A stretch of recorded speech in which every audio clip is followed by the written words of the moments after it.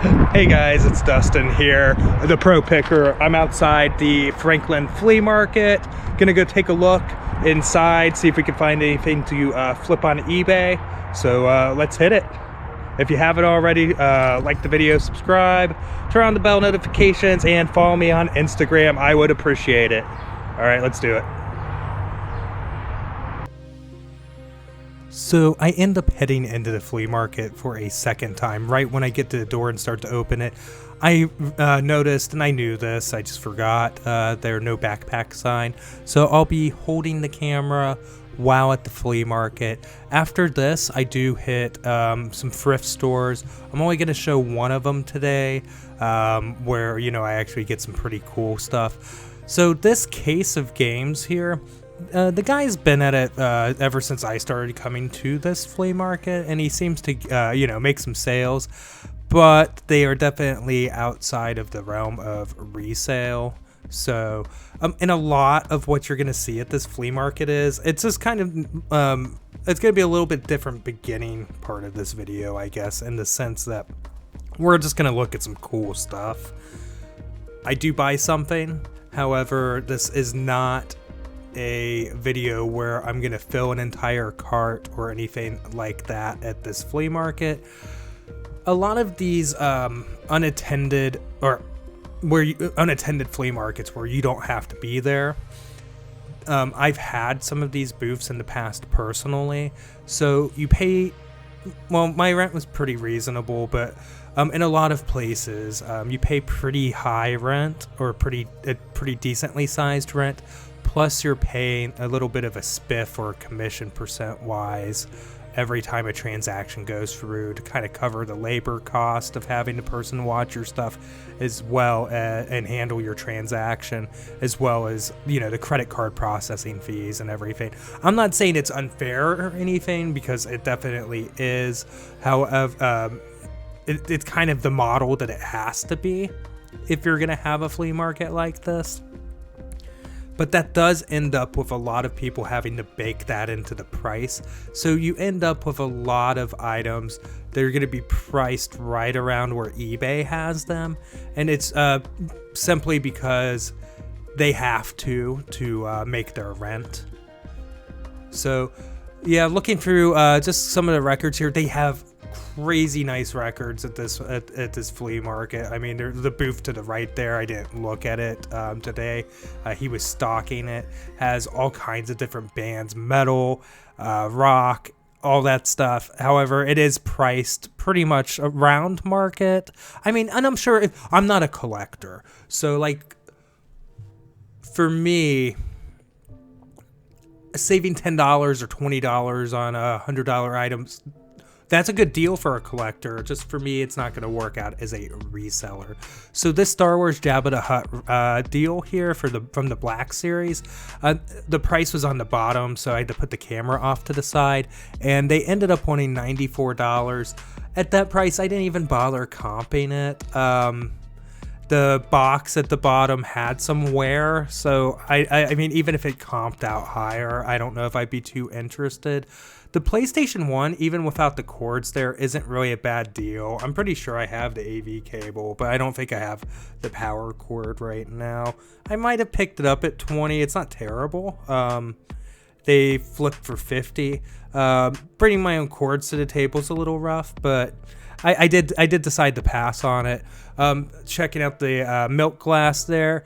Actually, they're pretty reasonable prices. It's just it seems things are so specific, and they have the wall of Barbie in this booth. So they have Czechoslovakia Barbie, which the country doesn't even exist anymore. It's like Czech Republic, Bosnia, all of that. They got all split up during that. The Sydney 2000 Barbie, all kinds of them here. They do seem around market price, not the kind of prices I would normally pay for those styles. Those are kind of things I try to find at like thrift stores and yard sales myself for you know, $2, $3, $5, and then try and, you know, get 25 out of them on eBay. So definitely not really. I've been here a few times, and I try my best to make a go of it. Just for the simple fact that it's here, and it's really close to where I live. Again, there are a lot of cool things. Like I'd even we'll talk about the Elvis here. They had that sealed Elvis game, which was kind of cool. Some records there, so a little Elvis shelf. But to the right is in just a second here is kind of my jam. Now I don't collect Star Trek stuff full on or anything like that. However, I'm kind of big into Star Trek. Seeing the Klingon Great Hall, that looks like a Micro Machines kind of deal right there. However, it's Playmates. And then behind this Star Wars figure, which I dig Star Wars too, I loved it as a kid, is this Star Trek Borg ship. And I didn't even know they made this, so I do look it up real quick. I think I do know. I think I do remember seeing this, and it only comps out around what they're asking, which is like the $15 point. So I do end up passing on it, but really cool that it's in the box. It's just crazy to see so many in-boxed ones online for that price. And the wrestling figure here, I think they wanted like $6 or $8 for it. So I'm still looking around. I'm really I want to make a buy or two, just so I get something here. And I see a Yo Nanas. So this one's not new. It's used in box, so it should be about $40 shipped. Might take a little bit less. They do want $6. I end up putting it on the hold table here, so I don't have to carry it around. And I'm definitely gonna pick it up. I have a new one that we've listed or needs to be listed. I think it's been listed, and it commands significantly more. But I still won't complain about $6 into 40 shipped. The math's gonna work out. I'll probably make like $20 on that transaction. I thought these board games were really cool, but this is one of those instances where they're printing out eBay listings, but they're not sold comps. They're just listings that they saw for it.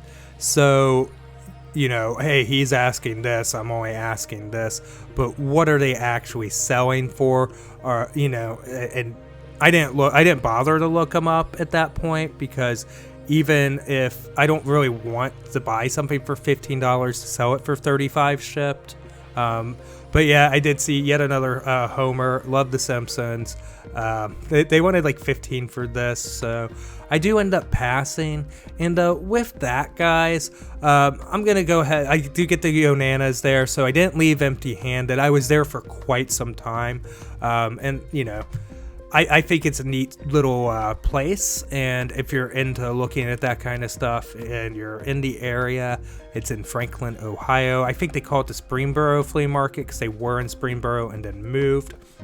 So at the Goodwill now, they actually opened up a little bit later today, Sunday. So I ended up driving here and they weren't open. I was like, what the heck? But they opened at 11. So that's kind of what made me go to the flea market.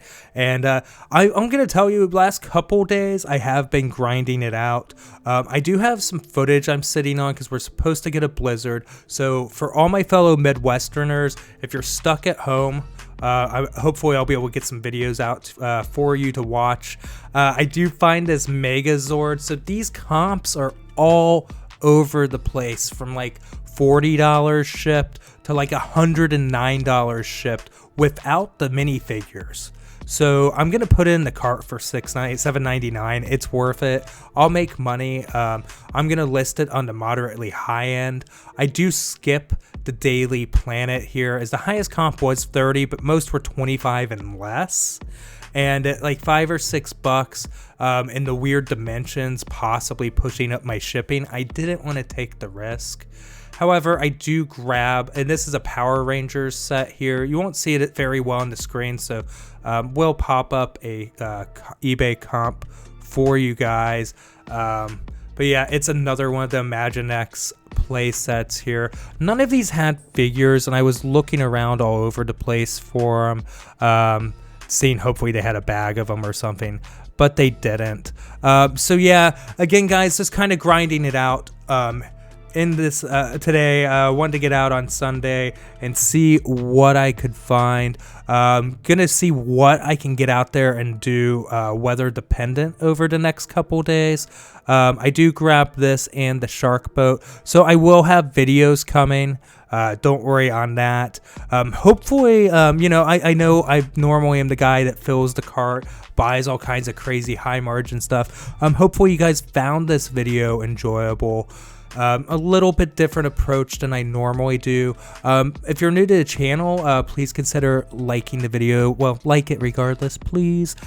Subscribe, turn on the bell notifications, follow me on Instagram, and I'm gonna go ahead and get out of here, guys. I'll see you in the next one.